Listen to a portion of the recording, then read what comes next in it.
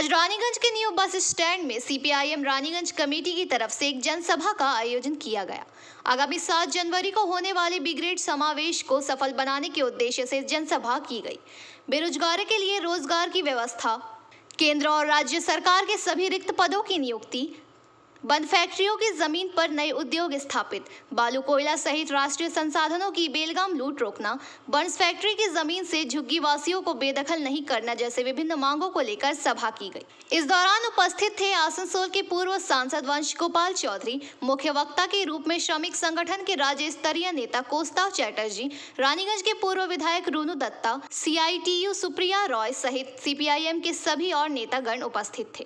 साथ ही मौजूद हमारे संवाददाता ने खबर की विस्तृत जानकारी ली। राज्य जुड़े যখন ইনসাফ যাত্রা শুরু হয়ে গিয়েছিল সেই দৃশ্য আপনারা বিভিন্ন নিউজ চ্যানেলের মাধ্যমে দেখতে পেয়েছিলেন।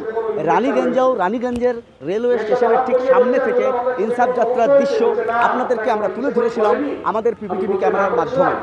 যৌবনের ডাকে জনগণের ব্রিগেড আগামী 7 জানুয়ারি ব্রিগেড সমাবেশকে সফল করার উদ্দেশ্যে DYFI ডেমোক্রেটিক ফেডারেশনের তরফ থেকে ইনসাফ যাত্রা রানীগঞ্জ রেলওয়ে স্টেশনের বাইরে থেকে হয়েছিল।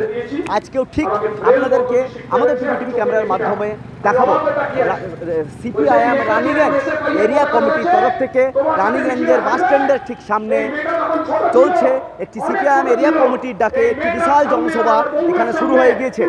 উপস্থিত রয়েছেন কৌস্তব চ্যাটার্জি মহাশয়, শ্রমিক সংগঠন CPIM-এর রাজ্য স্তরের নেতা, আসানসোল লোকসভার প্রাক্তন সাংসদ শ্রী বংশ গোপাল চৌধুরী মহাশয়, রানীগঞ্জের প্রাক্তন বিধায়ক রুনু দত্ত মহাশয়, এছাড়া রয়েছেন বিভিন্ন CPIM-এর কাউন্সিলররা এবং CITU নেতা রুনু দত্ত মহাশয় ছাড়াও রয়েছে সুপ্রিয় রায় মহাশয়। আমরা এখানে সরাসরি আপনাদেরকে আমাদের PPTV ক্যামেরার মাধ্যমে এখানে দেখাচ্ছি কাতারে কাতারে মানুষের ভিড়। রাজ্যের শ্রমিক সংগঠনের রাজ্যের শ্রমিক সংগঠনের নেতা কৌস্তব চ্যাটার্জি মহাশয় ওনার মূল্যবান বক্তব্য রাখছেন এবং আপনাদেরকে দেখাই এই মূল্যবান বক্তব্যে কী তাদের মেন এখানে দাবি দেওয়া রয়েছে। ওনারা বলছেন বিজেপি হাটাও দেশ বাঁচাও, তৃণমূল হাটাও রাজ্য বাঁচাও এবং দাবিগুলি রয়েছে যেমন রেশন কার্ডে দুর্নীতি এবং তার সাথে সাথে সাথে সাথে নিয়োগ নীতিতে দুর্নীতি এবং তার সাথে মানুষের ডেলিকার ব্যবহার, চাল ডাল বিভিন্ন সামগ্রিক দাম কমানো এবং তাছাড়া রয়েছে পেট্রোল ডিজেলের আকাশ ছোঁয়া দাম, তার বিরুদ্ধেও প্রতিবাদে এনারা গর্জে উঠছেন। এছাড়া বিভিন্ন যে সংস্থাগুলিকে যে প্রাইভেটাইজেশন করা হচ্ছে তারও বিরুদ্ধে এখানে প্রতিবাদ গর্জে উঠছে। মেন মোটো এটাই কি আগামী 7 জানুয়ারি ব্রিগেড সমাবেশকে সফল বানানোর উদ্দেশ্যে আজকে এই জনসভা এখানে অনুষ্ঠিত হচ্ছে এবং আসুন দেখে নিই আসানসোলের প্রাক্তন যিনি সাংসদ রয়েছেন বংশ গোপাল চৌধুরী মহাশয় এবং কৌস্তব চ্যাটার্জির মূল্যবান বক্তব্যের মধ্য দিয়ে কি দাবি উঠে আসছে। আপনারা দেখি বলছে ভেঙে বলার দরকার নেই, বক্তা আছেন বলবেন। দুর্নীতিতে ভরে আছে আমাদের দেশটা। পঞ্চায়েত মেম্বার উন্নয়নের নামে লুট হচ্ছে। বক্তার কৌস্তব উনি বিস্তারিতভাবে যা বলার সেটা বলবেন। দীর্ঘ 50 দিন ধরে আপনারা দেখেছেন যে যুবরা ইনসাফ যাত্রা করেছে। কোচবিহার থেকে কলকাতা 2900 কিলোমিটারেরও বেশি রাস্তা তারা পরিক্রমা করেছে। আর আগামী 7 জানুয়ারি কলকাতায় ব্রিগেড সমাবেশের মধ্য দিয়ে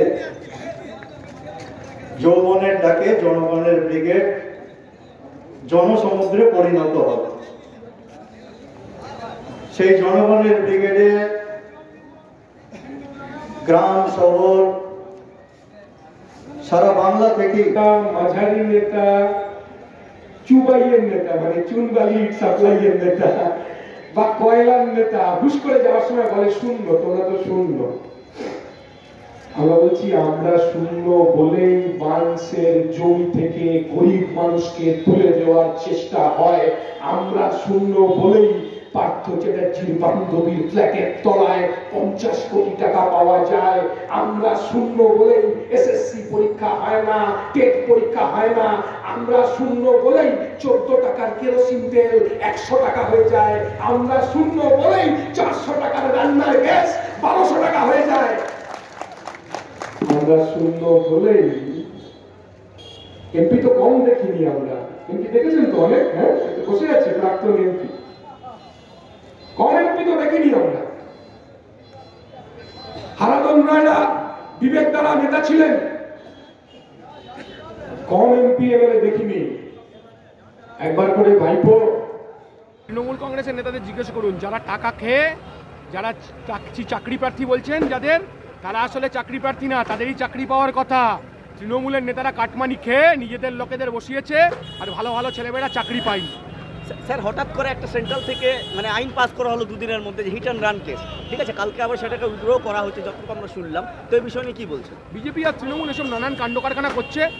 লাল ঝান্ডা পিসি ভাইপো প্রাইভেট লিমিটেড কোম্পানিকে বিজেপি ধরবে না, সিবিআই ইডি পিসি ভাইপো প্রাইভেট লিমিটেডকে জেলে পুরবে না। আপনার প্রশ্ন করছেন না কেন? সিবিআই ইডি দপ্তরে গিয়ে যে কালীঘাটের কাকুকে কেন 2.5 মাস SSKM হাসপাতালে থাকবে, কেন কান ধরে হিরির করে টেনে বের করা হবে না? আপনারা প্রশ্ন করুন না। আপনারা কেন প্রশ্ন করছেন না?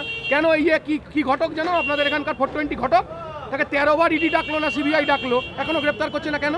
এসব প্রশ্ন আপনারা গিয়ে করুন, আমরা বলতে পারবো না। কিন্তু এটুকু বলতে পারি, লাল ঝান্ডা ছাড়া বিকল্প কিছু নেই। আমাদের রাজ্যে দুটো দল, একটা হচ্ছে চোর তৃণমূল আর একটা হচ্ছে প্রাক্তন চোর তৃণমূল। रानीगंज से सम्राट दास की रिपोर्ट, PBTV न्यूज।